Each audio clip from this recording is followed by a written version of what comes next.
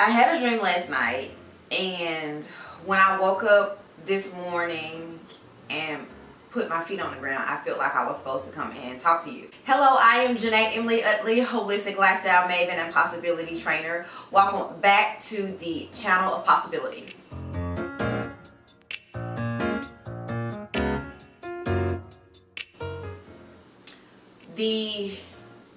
The relevant part of the dream that I felt like I needed to share was I was in this underground cage.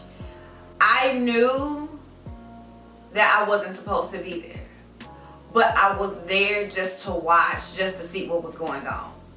So it was like this sewer line that had a gate on it, and you opened the circular gate, and then it led out to this like this jail type thing, and it was like this ladder that you could climb up to kind of get out, but there was no exit up top. It was just like you could climb to kind of get on this cement ledge, and that was it. And it was these people, and they were in this like prison jumpsuits. And I forget what color their particular jumpsuits were, but it was this one guy. He was a smaller guy. He had an orange like prison jumpsuit on. And so I can remember people were coming in, and the reason that they were coming into this sewer and in this particular area was because they were, if I can remember right, or just the feeling that I felt, it was like they were up to no good. They were trying to do good for themselves with no concern of other people or how it would affect other people. Okay, thank you, Holy Spirit. That's what it was. And so I remember being there, and I was like, I don't particularly feel like they feel, but I'm just here so I won't get fined. Like, I'm just here to look around and see what was going on. But inside of myself in the dream, I was like, but Janae, you know you need to get out of here. But Janae, you know you need to get out of here. So it was this one guy, back to the guy in the orange jumpsuit. He was sick. Like, he was physically sick. Like, blood was on his face and around his nose. And he was like, I'm here to get some help. So at a particular part in the dream, something shifted. So they forced one man out. And then the man that was visibly sick, that had a different color jumpsuit than everybody else, he had the orange one on and was bleeding. He was like, when that shift happened, he was like, wait, I'm here so I can get help. He was like, I'm the one that needs the help. I'm the one that needs the help. And at that point, I could feel myself like, I need to be going out the gate with them, because that was the exit. I told you there was a ladder like you could climb, but it was like you couldn't climb nowhere. Like, there was no exit. You could just climb up to this ledge and kind of like sit on the ledge. But I was like, in my mind, I was like, Janae, you need to get out of here. They forcing these men out of these tunnels, but you need to go out with them. But it was something that I was scared to go out of the tunnel with them at the time that they were going, because I didn't want to. It's like I didn't want to get hurt. And I don't know why I thought I was going to get hurt. But the man that was physically bleeding, they snatched him up so fast and like forced him into the tunnel, and they closed the door. But when they closed the door, this secret SWAT team, and the analogies that I'm doing the best that I can, because you know how sometimes in a dream you can't fully describe what it is. You can just try to describe something that's close to it. And it wasn't a SWAT team. It was like a small group of men, and I don't even want to say they were men, because they were like these beings. It was like 5 of these beings, and they weren't, I can remember feeling that they weren't pure at heart either. They had hate and anger inside of them. I can remember feeling that. And they were like, since you want to cast out the people who need the help most, suffer the consequences.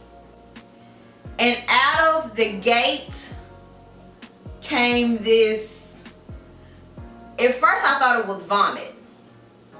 It was like orangey reddy. I thought it was vomit. But I looked down and I could see that it was acid. Quick pause for the cause. Something that I want to articulate further that I feel like I didn't describe fully in this video is that the men who were there in the underground cage/jail, they had selfish motives and unclean hearts. And they banished the men who were there who actually needed the help. And that's very indicative of what Satan kind of does when we allow ourselves to get baited. He plants these evil, nasty, selfish thoughts in our head, and when we carry them out, we open a door for him to come in. Because mind you, when they did this evil deed, it wasn't someone who was going to justly and rightfully punish them that came in. It was someone even wickeder than they were that came in to punish them. So in real life, when we do nasty things or we make these bad mistakes that are out of God's will for ourselves, we like to look at God and say, oh no, God is punishing me. No, you did something out of the wrong heart and the wrong motive, and you opened up a door for Satan to get a foothold and get a stronghold in your life. And because of that, you opened a door to let even eviler spirits into your mind, body, soul, and spirit to torment you. And that's something that I kind of wanted to really make plain and clear that I feel like I wasn't describing in the video. Now back to the regularly scheduled program. And I remember like, oh my God, you should have left when you had a chance. You're not supposed to be here. And so that's the relevant part. Like there was some stuff after that and some stuff before that, but that's the relevant part that I felt like I need to tell you about. And so when I woke up this morning and I was on my back and I was thinking, okay, Lord, talk to me. Because dreams are one way that God talks to me. He's been talking to people in dreams for a century.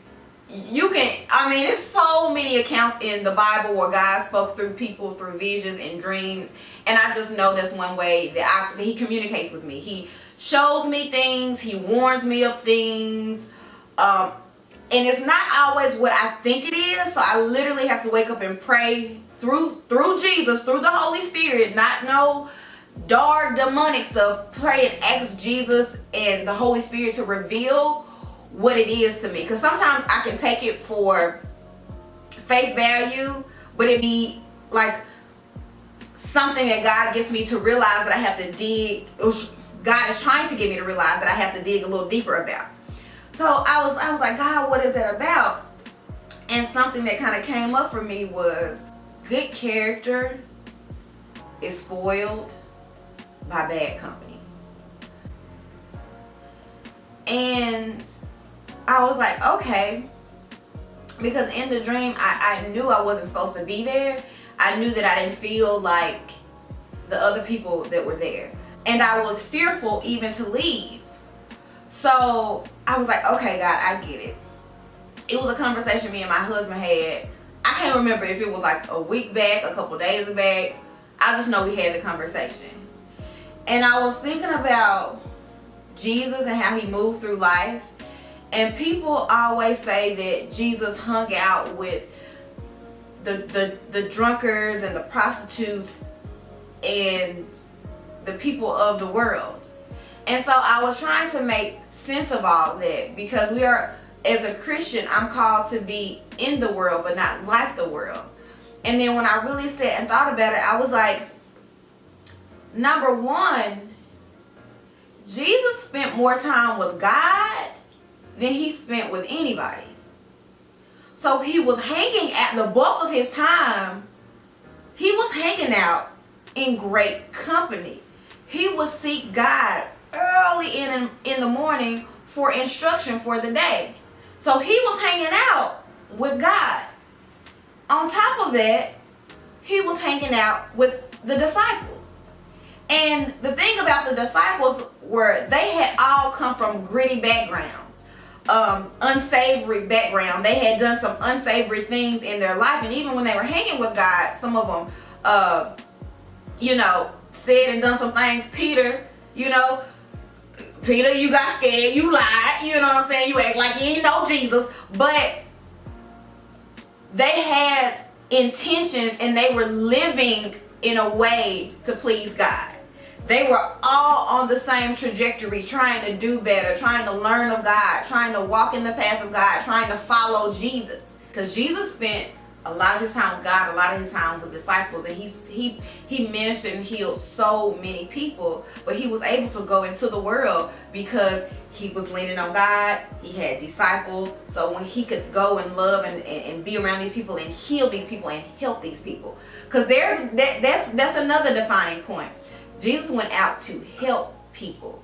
He didn't sit with them in their sin, in their mess. You either got some help or you didn't. You got help or he was gone. You either wanted the help or you didn't want the help. And if you ain't want it, he was out. He ain't had time for it. He had a purpose. He had a mission. He knew what he had to do. So that is something that I felt like I got from the dream. Even though the dream was kind of like all the way out of left field and kind of dark, I feel like that was a great way for God to illustrate that to me. If you know that you're not supposed to be somewhere, don't be there. If you know that you're not supposed to hang around somebody, don't hang around them. You don't have to be a sacrificial lamb to feel like, oh, I have to be around them to lift them up. Because in all honesty, your good character can and might be tainted because of bad company. Because what typically happens, and I talked about this once before in a previous video when I talked about friendships, is you could try so hard to bring somebody up that they end up bringing you down. You end up compromising your values. You end up compromising your standards. You end up compromising the essence of you. And I'm not telling you nothing that I have not done before. I'm not speaking from a theoretical, hypothetical place. I'm speaking from a real, practical place. I've been there. I've been in situations where I was like, well, I'm going to go there, but that's not who I am. Or I'm going to hang around this person, but I don't, you know, necessarily like doing the type of things that they do or have the same nature as them. I've had people in my life that were fun and so fun to be around, because that's the thing. It's always fun and exciting to be in certain places or be around certain people, because they, you know, they bring a certain excitement and a certain danger to life, right? But I've been around certain girls that as soon as I get around them, they're talking about everybody else's business. But then you ask them about their lives and it's closed mouth. They won't tell you anything about what's going on with them, their business, but they're so willing to fork out other people's business. And you're there, right? You might not be contributing to the conversation. You might just be sitting back listening and laughing. Where are you spending the bulk of your time? Are you spending the bulk of your time in your quiet time with God? Are you spending the bulk of your time listening to things that edify and exhort and help you grow? Are you involved in certain programs and certain organizations that feed your soul, that feed your spirit? Because if the bulk of your time is in a place of growth, in a place of somebody's keeping you accountable and your iron sharpening iron, because don't misconstrue what I'm saying. I'm not saying that everybody you hang around has to be perfect and they have to believe every single thing that you believe, right down to the minute details. No, that is not what I'm saying. What I'm saying is being around people who get it, who are trying. Because when it comes time to be in the world, not of the world, and be around the gossip girl or be around people who, you know, do unsavory things or believe unsavory things, you are so built up in the inside that you truly can be there to listen, to support, to keep someone accountable, to help them grow, right? Because for me, I got to a certain point that when I would get around this person, the minute they started talking about other people, I was like, oh, you know what? I don't even care. How you doing? What's going on with you? I would completely divert the conversation back to where I wanted it to be. And if it couldn't stay there, it was like, oh, girl, it was so good seeing you. I'll talk to you later.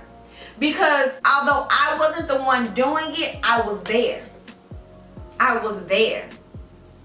I was there. And I shouldn't have been.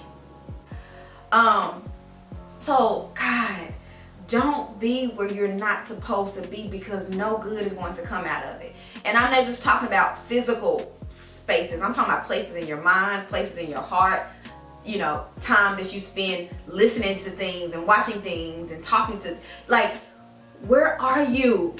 Where are you that you know that you are not supposed to be? You gotta remove yourself quickly. Quickly. Because the results can be metaphoric acid in your life.